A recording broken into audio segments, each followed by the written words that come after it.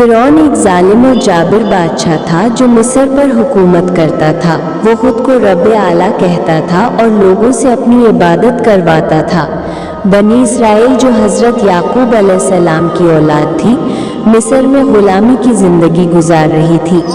فرعون نے دیکھا کہ بنی اسرائیل کی آبادی بڑھ رہی ہے تو اس نے حکم دیا کہ ان کے ہاں جو بھی لڑکا پیدا ہو اسے قتل کر دیا جائے۔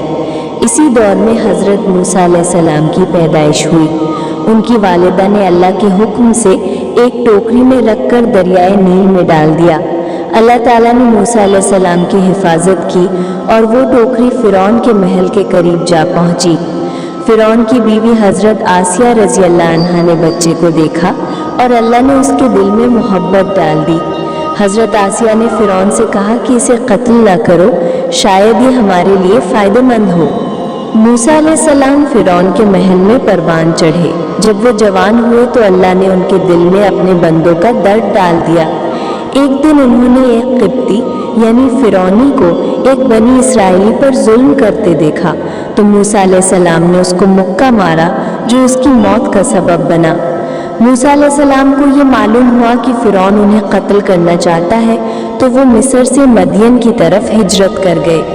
مدین میں انہوں نے حضرت شعیب علیہ السلام کی بیٹیوں کی مدد کی اور بعد میں ان سے ایک کا نکاح ہوا۔ کئی سال بعد اللہ تعالیٰ نے حضرت موسیٰ علیہ السلام کو نبوت عطا فرمائی اور حکم دیا کہ فرعون کے پاس جاؤ اور اسے نصیحت کرو کہ اللہ وحدہ لا شریک لہو کی عبادت کرے اور بنی اسرائیل کو آزاد کر دے۔ حضرت موسیٰ علیہ السلام کے ساتھ ان کے بھائی حضرت ہارون علیہ السلام بھی نبی بنا کر بھیجے گئے۔ جب موسیٰ علیہ السلام فرعون کے دربار میں پہنچے تو انہوں نے نرمی سے کہا کہ میں اللہ کا رسول ہوں اور تمہیں اللہ سے ڈرنے کی دعوت دیتا ہوں۔ فرعون نے ان کی بات کا انکار کیا اور ان سے معجزہ طلب کیا۔ اللہ کے حکم سے حضرت موسیٰ علیہ السلام نے اپنا عصا زمین پر پھینکا تو وہ ایک خوفناک اژدہا بن گیا، اور جب انہوں نے اپنا ہاتھ جیب میں سے نکالا تو وہ چمکتا ہوا نور بن گیا۔ فرعون نے ان معجزات کو جادو کہہ کر ٹھکرا دیا اور اپنے جادوگروں کو بلا کر مقابلے کا اعلان کیا۔ بڑے اجتماع میں موسیٰ علیہ السلام اور جادوگروں کے درمیان مقابلہ ہوا۔ جادوگروں نے اپنی رسیاں پھینکی تو وہ سانپوں کی طرح لگنے لگی۔ حضرت موسیٰ علیہ السلام نے اللہ کے حکم سے اپنا عصا پھینکا تو وہ سب جھوٹے سانپوں کو نگل گیا۔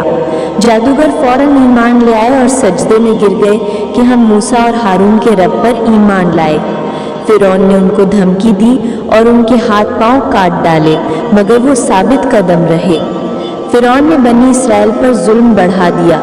حضرت موسیٰ علیہ السلام نے اللہ سے دعا کی تو اللہ تعالیٰ نے فرعون اور اس کی قوم پر مختلف عذاب نازل کیے۔ قحط، طوفان، ٹڈی دل، جوئیں، مینڈک اور خون جیسے عذاب آئے، مگر ہر بار فرعون وعدہ کرتا اور پھر توڑ دیتا۔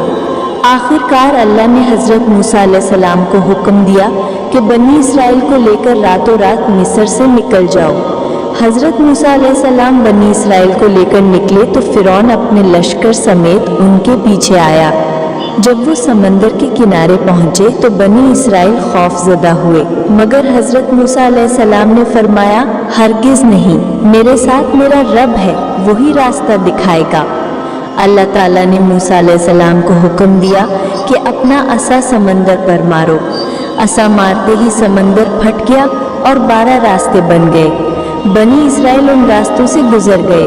فرعون بھی اپنے لشکر سمیت پیچھے گیا، اور جب وہ درمیان میں پہنچا تو اللہ نے سمندر کو بند کر دیا۔ فرعون اور اس کا پورا لشکر غرق ہو گیا۔ جب ڈوبنے لگا تو فرعون نے کہا کہ میں ایمان لایا کہ کوئی معبود نہیں مگر وہ جس پر بنی اسرائیل ایمان لائے، مگر اللہ نے فرمایا، اب ایمان لاتے ہو جبکہ پہلے انکار کرتے تھے۔ اسی وقت اس کی روح قبض کر لی گئی۔ اللہ تعالیٰ نے اس واقعے کو قرآن میں کئی جگہ بیان کیا ہے تاکہ لوگ عبرت حاصل کریں۔ حضرت موسیٰ علیہ السلام نے بنی اسرائیل کو لے کر صحرائے سینا کی طرف روانہ ہوئے، جہاں انہیں مزید آزمائشوں اور نعمتوں کا سامنا ہوا، لیکن یہ الگ تفصیل ہے۔ فرعون کے انجام میں ہمارے لیے بہت بڑی نصیحت ہے کہ غرور، ظلم اور کفر کا انجام تباہی ہے، اور حضرت موسیٰ علیہ السلام کی ثابت قدمی، اللہ پر توکل اور سچائی ہمیں صبر و تقوی کی تعلیم